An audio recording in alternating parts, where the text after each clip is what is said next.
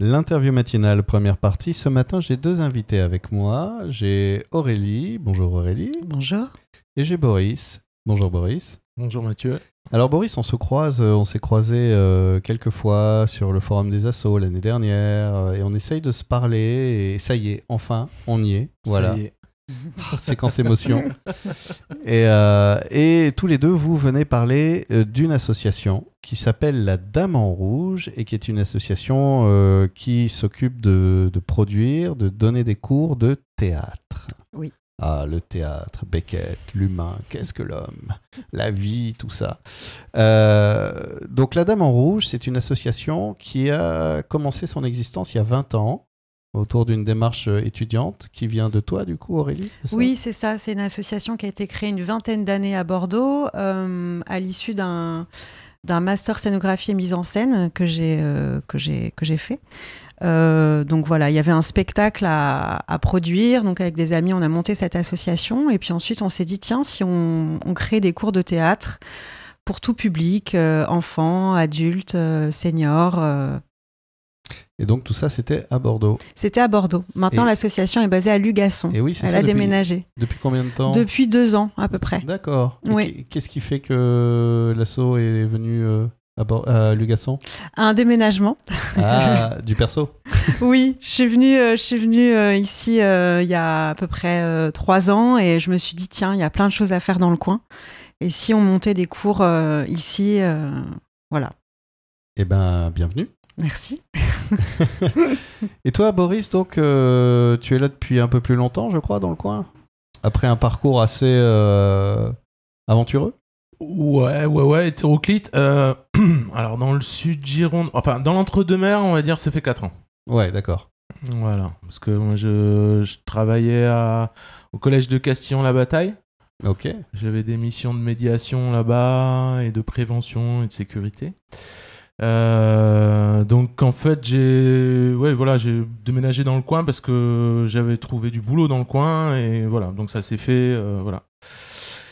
Et avec Aurélie on est devenus amis, copains, on a beaucoup discuté et en fait moi mon activité dans l'association a démarré l'année dernière, donc la saison 2023-2024, enfin en termes de voilà, où Aurélie m'a dit oh là là, mais là je vais avoir 2 naissances d'un coup là, est-ce que tu peux pas... Il raconte ma vie. Ah bah désolé, mais voilà, tu m'en veux pas? Non. Bon, ça va. Et elle m'a dit là je vais pas pouvoir honorer les ateliers théâtre que j'ai lancés, qui sont démarrés il y a 3 ans, donc du coup oui c'est ça. 2023, oui. ça. Oui. Et je sais que on se connaissait, on avait beaucoup discuté, je sais que tu as pratiqué le théâtre d'impro, que tu as animé, est-ce que ça t'intéresse? J'ai dit allez, j'ai réfléchi un petit peu, j'ai dit allez, c'est parti. Allez, pourquoi pas, ouais. Donc voilà. Et j'ai animé un atelier pendant cette année-là. Et cette année, je continue l'aventure, mais cette fois-ci à Romagne. D'accord. Le lundi soir, 19h30, 21h30, atelier de théâtre d'improvisation avec plein... Et alors, tous les lundis soirs, je vous invite à venir me rejoindre parce que voilà... Parce que c'est beaucoup mieux que ce que propose Aurélie. Non, c'est terrible ça. C'est différent. C'est 100 fois mieux et 100 fois moins bien, c'est différent, voilà. Non, Boris propose de l'improvisation, donc le lundi, et moi je propose du théâtre de texte en fait, texte contemporain. Donc c'est pas du tout les mêmes domaines, Et oui, même si on fait un peu d'impro pendant les cours pour des exercices, mais c'est pas aussi approfondi que Boris.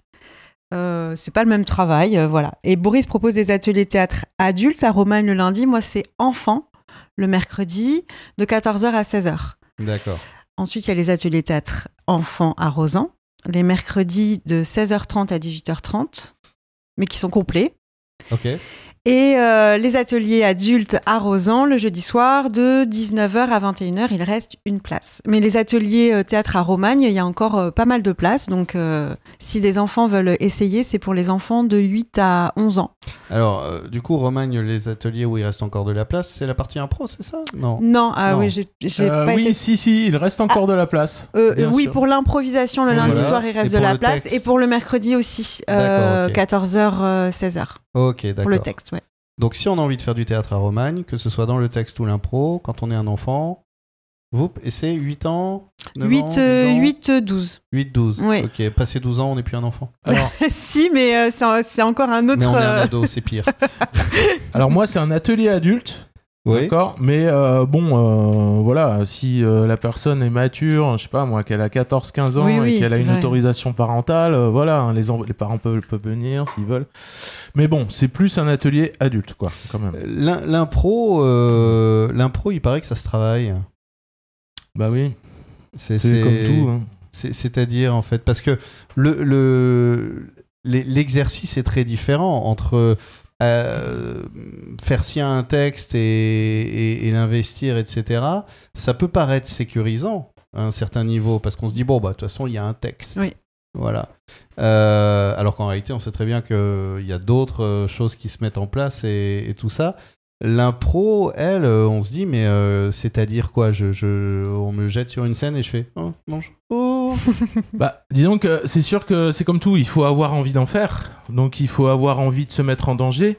Clairement, donc j'en profite le 18 avec... Alors, ça, on va le teaser Ouais, parce qu'on arrive à la après- fin de la première partie de D'accord. l'interview déjà. Mais il y a un gros événement et on en parlera dans la deuxième partie. D'accord. Mais là, j'aimerais qu'on continue à parler un peu de l'impro parce qu'on a un peu de temps encore. Du coup, oui, il faut avoir Cette envie de mise se en danger. jeter à l'eau. Ouais. C'est sûr qu'il y a une grande notion de lâcher prise, hein, qu'il faut arriver à contrôler, à maîtriser. D'abord à sortir, enfin voilà, donc forcément oui, ça s'adresse à des gens qui ont envie de passer le pas. Après, on me fait souvent le truc de l'impro, moi j'en fais tous les jours. Ouais, bon, mais là c'est du théâtre d'impro. Et c'est pas pareil, voilà. Donc il y a une convention, les gens viennent vous voir, vous venez pour que les gens viennent vous voir. Il y a une sacralité de l'espace scénique qui fait que voilà, c'est différent. Après, on travaille souvent avec des contraintes, avec des thèmes qui peuvent donner des idées, mais aussi avec des contraintes, aussi ce qu'on appelle des catégories. Par exemple... Alors, on arrive à la fin de la première Ouais. partie, donc si vous voulez bien tous les deux, on va faire une petite pause Mhm. et on se retrouve dans 1 heure pour justement détailler un peu toutes ces contraintes, comment se travaille l'improvisation et comment elle s'articule sur scène, justement. Et on reparlera aussi de cet événement qui a lieu le 18 octobre, une très très grosse soirée qui se passe d'ailleurs dans un bar associatif, le 482. Et pour À Romagne. savoir... à Romagne, et pour savoir exactement ce qui se passe, rendez-vous dans un peu moins d'1 heure. L'interview matinale, deuxième partie, toujours en compagnie d'Aurélie et de Boris de la compagnie La Dame en Rouge, compagnie de théâtre qui propose des cours, on en parlait justement dans la première partie. Alors il y a des cours où il reste encore des possibilités d'inscription, et si vous voulez bien, tous les deux, on va refaire les annonces. Donc le lundi, il y a des cours où on peut s'inscrire encore, et quels sont-ils, et où sont-ils, et à quelle heure sont-ils? Alors, ils sont à Romagne, de 19h30 à 21h30, à la salle Yves Boissonneau, qui est la salle des fêtes, hein, c'est très facile à trouver à Romagne. Voilà, et cours d'essai gratuit, hein, les gens peuvent venir, essayer. Voilà, Donc ça, c'est l'impro. pas d'obligation d'achat. Et C'est ce l'impro sont pour les ateliers adultes. Impro de adulte. théâtre d'improvisation adulte. Ok, ensuite, on a d'autres cours. Et ensuite, on a un cours enfant le mercredi de 14h à 16h pour les enfants de 8 à 11 ans. D'accord, et ça, c'est à Romagne aussi. À Romagne, même lieu, voilà, dans Voilà. cette salle. Il y a d'autres cours, mais les autres, ils sont complets, c'est ça? Oui. Voilà, ce qui est une bonne nouvelle. Oui, c'est une très bonne nouvelle. Oui, Voilà. C'est combien d'élèves dans un cours? oui. Pour un cours enfant, entre 8 et 10. Ah oui, ça fait du monde quand même. Oui. C'est Et, énergique. oui. J'imagine que quand tu sors de ça, c'est... Ok. Mais les enfants sont chouettes, donc c'est voilà. 10, c'est gérable. Le théâtre, alors on le disait que ce soit de l'impro ou du théâtre donc sur le texte, c'est une scène, c'est Boris qui disait, voilà, c'est un espace sacralisé, et c'est un espace de liberté, en fait. Et il y a une légende un peu comme ça qui dit que les actrices, les acteurs qui se retrouvent sur scène, parfois très délurés, parfois très puissants, sont souvent des gens au départ qui avaient une difficulté d'expression, une certaine timidité. Et que c'est un outil justement qui permet de se construire et d'aller vers l'autre. C'est vrai, c'est un bon exutoire, le théâtre. Ça permet vraiment de lâcher prise, on peut aussi devenir quelqu'un d'autre. Enfin, moi, je sais que j'étais une enfant très timide et le théâtre m'a fait énormément de bien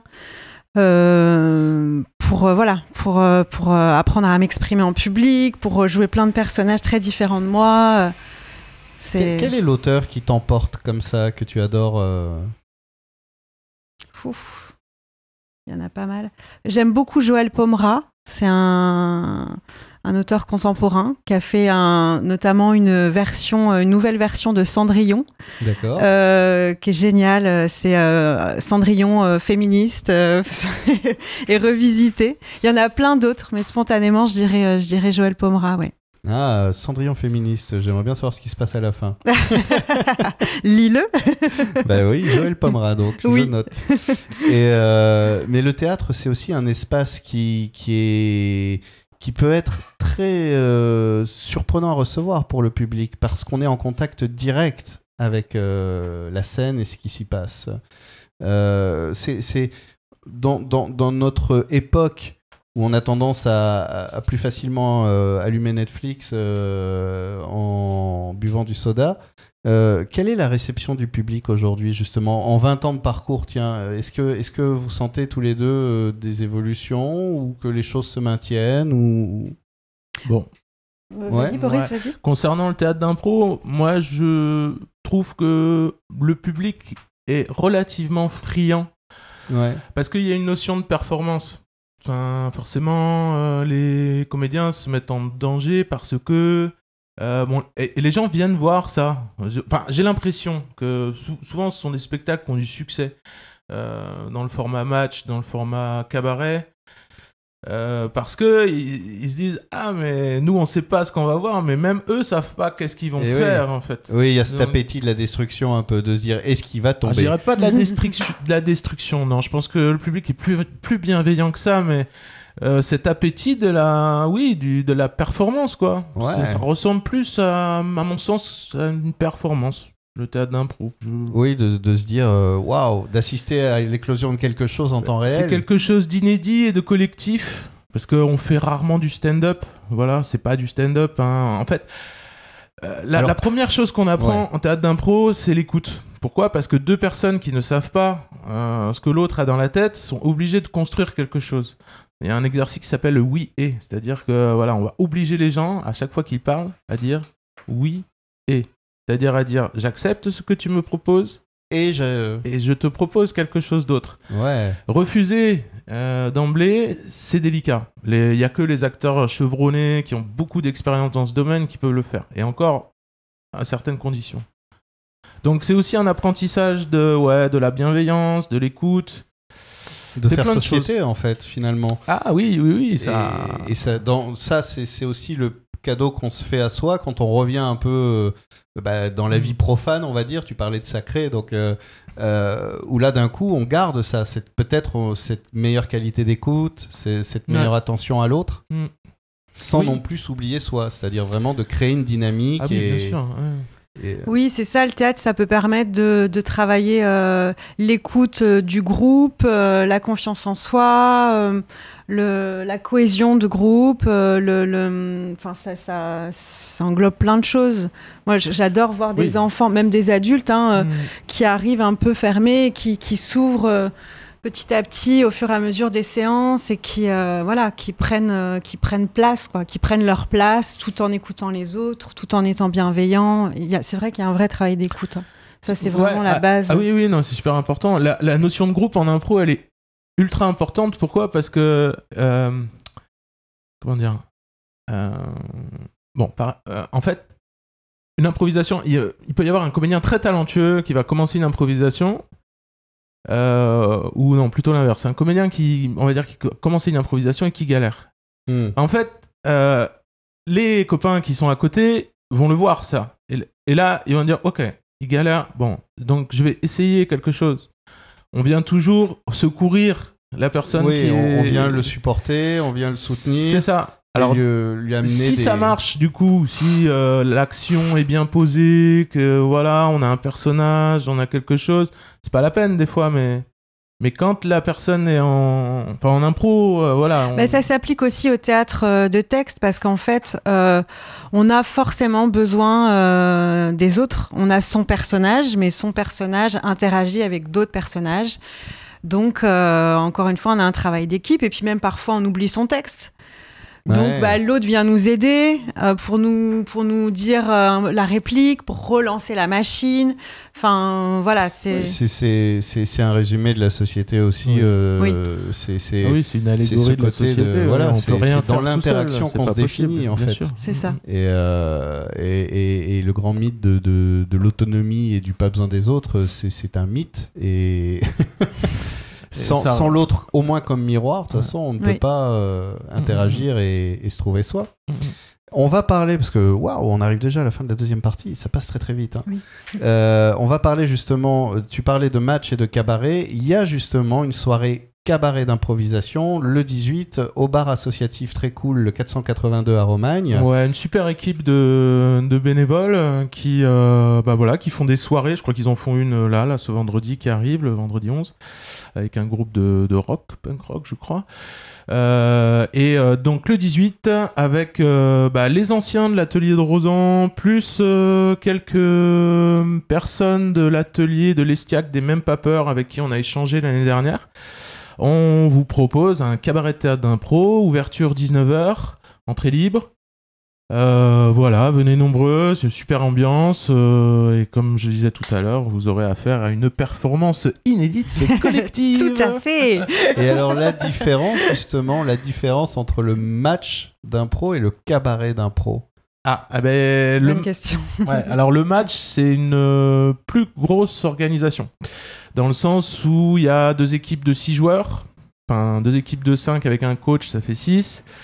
Il y a, si on respecte vraiment, il y a une équipe arbitrale avec un arbitre et 2 assistants arbitres, un maître de cérémonie, des fois un groupe de musique qui va jouer en live et qui va donc colorier, illustrer, faire les intermèdes aussi pour que le spectacle ne manque pas de rythme. Voilà, donc c'est plus compliqué à organiser, il faut être nombreux, il faut tout un staff aussi pour accueillir les gens, il faut recueillir des chaussettes pour lancer sur l'arbitre. Moi j'invite tous les gens qui connaissent pas le théâtre d'impro à aller voir sur internet, il y a beaucoup de choses qui se font. Parce qu'il y a une vraie participation du public en fait dans les théâtres d'impro, c'est ça qui est rigolo, il peut jeter des chaussettes, c'est tout un jeu dans le match, alors sur les comédiens. Sur l'arbitre, c'est sur l'arbitre. Cabaret, parce que c'est l'arbitre le méchant. Les comédiens, voilà, c'est l'arbitre toujours le méchant. Non, l'arbitre c'est le méchant.